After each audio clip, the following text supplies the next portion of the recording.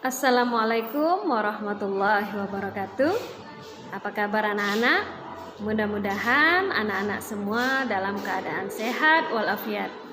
Dan jangan lupa, walaupun di rumah, anak-anak tetap menjaga kesehatan, harus rajin mencuci tangan, dan jika tidak ada keperluan, tidak perlu keluar dari rumah.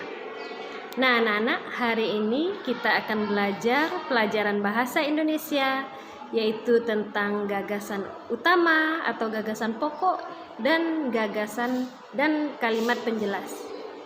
Ya, kita akan mulai materi pada hari ini tentang gagasan utama atau gagasan pokok.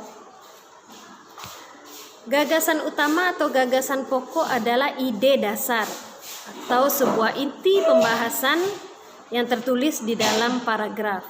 Nah, untuk menemukan gagasan utama atau gagasan pokok ini, anak-anak tidak perlu membaca seluruh teksnya, tapi hanya mengambil inti apa yang dibicarakan dalam paragraf tersebut.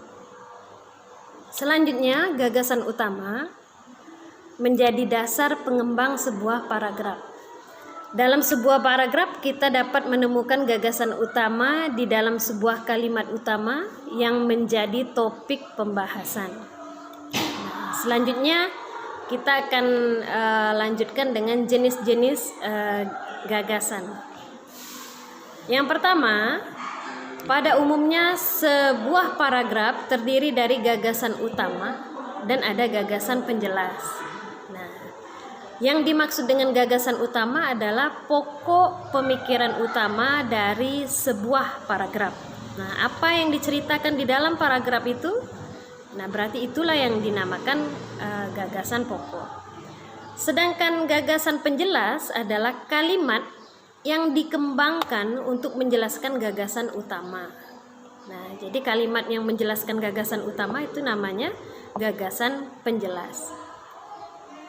Selanjutnya, kita akan mengetahui kira-kira letak gagasan utama ataupun gagasan pokok di dalam kalimat. Jadi gagasan utama itu biasanya terletak pada awal kalimat. Nah, yang di awal kalimat ini biasanya disebut dengan paragraf deduktif. Jadi letaknya di awal kalimat. Nah, selanjutnya gagasan utama juga ada yang terletak di akhir kalimat. Nah, kalau gagasan utama yang seperti ini disebut paragraf induktif. Jadi dia terletak di akhir kalimat. Nah, selain dua paragraf deduktif dan paragraf induktif, ada juga yang namanya paragraf campuran. Nah, paragraf campuran ini biasanya gagasan utamanya terdapat di awal dan juga di akhir kalimat. Nah, nanti setelah ini Ibu akan perlihatkan anak-anak contoh ciri-cirinya, letaknya di dalam kalimat. Nanti Ibu akan perlihatkan kepada anak-anak contohnya ya. Nah, selanjutnya kita masuk ke ciri-ciri gagasan utama. Nah, ada 5 ciri-cirinya. Yang pertama, terdiri dari satu kalimat utuh yang berdiri sendiri. Jadi yang namanya gagasan utama tuh dia hanya satu kalimat yang berdiri sendiri. Selanjutnya, dibentuk tanpa kata sambung atau transisi. Yang ketiga, tersusun atas topik permasalahan utama yang dapat dijelaskan lebih lanjut. Jadi biasanya dijelaskan oleh kalimat penjelas. Yang keempat, memiliki kalimat yang jelas tanpa dihubungkan kalimat lain. Nah, yang kelima, gagasan utama yang berada di akhir umumnya ditandai dengan kata-kata seperti ini. Oleh karena itu, kesimpulannya, oleh sebab itu, dengan demikian dan lain sebagainya. Nah, biasanya kalau ada kata-kata seperti ini, misalnya oleh karena itu, kesimpulannya, berarti itu disitulah letak gagasan utamanya. Kita lanjutkan lagi ya nak. Nah, kita akan belajar cara menemukan gagasan utama atau gagasan pokok. Yang pertama, membaca dengan cermat. Nah, gagasan utama adalah pokok dari bahasan sebuah paragraf. Nah, bagaimana cara menemukannya? Anak-anak tidak perlu membaca dengan teliti, cukup memilah mana-mana kalimat yang jelas, yang tidak. Nah, itu membaca dengan cermat. Ya, gagasan utama adalah pokok dari bahasan sebuah paragraf. Caranya dengan cara memilah mana kalimat yang tidak menjelaskan kalimat lain. Nah, jika dia tidak menjelaskan kalimat lain, berarti dia termasuk gagasan utama. Tapi kalau dia menjelaskan kalimat lain, dia termasuk penjelas. Jadi dia menjelaskan kalimat yang lain. Yang kedua, menemukan kalimat utama. Nah, umumnya kalimat utama ini biasanya terdapat di awal atau di akhir paragraf. Namun kalimat utama tidak selalu letaknya pertama atau di awal paragraf. Dalam sebuah paragraf dia paling awal, apa itu kalimat utama? Tidak seperti itu. Nah, kita harus membaca dengan cermat sebuah paragraf sebelum menemukan kalimat utama.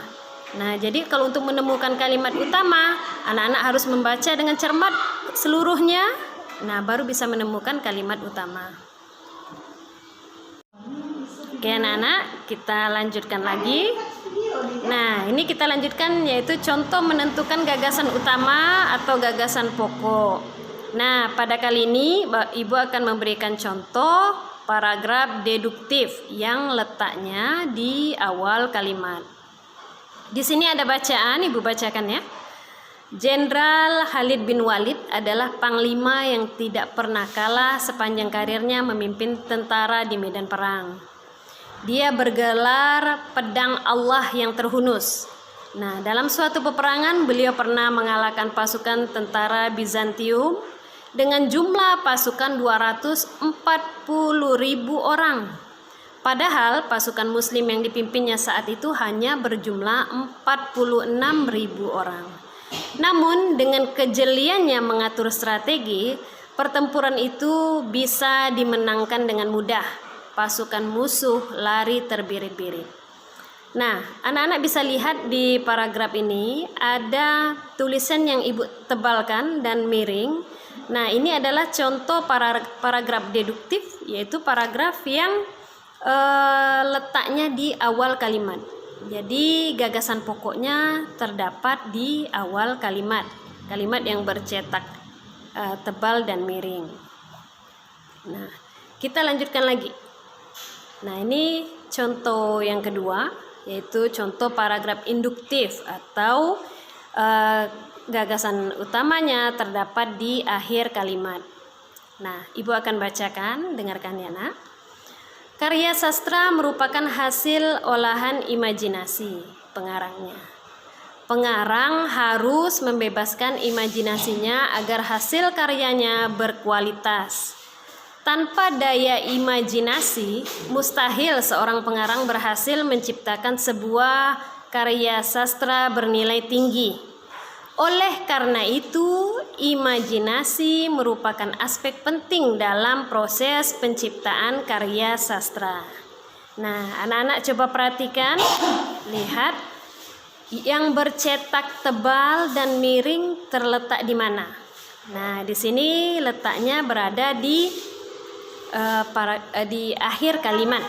Nah, pada akhir kalimat ini ada dimulai dengan kata oleh karena itu. Nah, sebelumnya Ibu sudah ada menjelaskan kan, jika ada kata seperti oleh karena itu atau kesimpulannya, berarti disitulah letak kalimat utama pada paragraf tersebut. Nah, kita sampai yang terakhir. Nah, ini adalah contoh paragraf campuran. Nah, sebelumnya sudah Ibu jelaskan, paragraf campuran ini terletak di awal dan di akhir kalimat. Jadi dia terletak di awal ada, di akhir kalimat juga ada. Nah, anak-anak bisa lihat bacaan yang Ibu tampilkan ini. Sekarang Ibu bacakan dulu ya. Beberapa tips belajar menjelang ujian akhir nasional atau UAN. Jangan pernah belajar dadakan, artinya belajar sehari sebelum ujian. Belajarlah mulai dari sekarang. Belajar akan efektif kalau belajar kumpulan soal. Hal ini dapat dilakukan dengan cara menjawab soal-soal di buku kumpulan soal, mencocokkannya lalu menilainya. Barulah materi yang tidak dikuasai dicari di buku. Oleh sebab itu, maka sebaiknya para guru memberitahukan tips belajar menjelang UAN.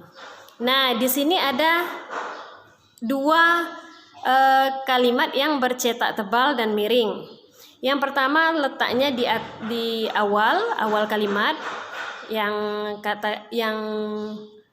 kalimatnya berupa beberapa tips belajar menjelang ujian akhir nasional. Nah, itu salah satu letak paragraf campuran yang terdapat di awal kalimat. Nah, pada akhirnya sama seperti yang tadi ya.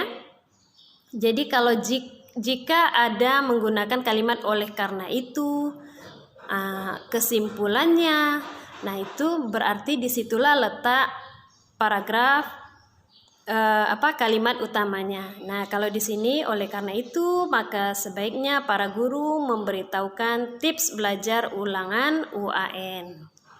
Nah, sekian penjelasan Ibu tentang gagasan pokok atau kalimat utama. Nah, mudah-mudahan anak-anak bisa memahami